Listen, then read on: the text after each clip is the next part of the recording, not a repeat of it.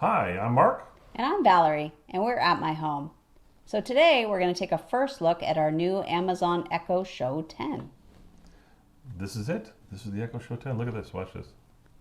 Ooh. Ooh, it swivels around. It swivels around so it will follow us around the kitchen.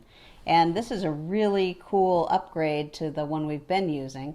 It's not only got this rotating screen, it has a 13 megapixel camera. It's got two tweeters and woofers, so the sound should be really good.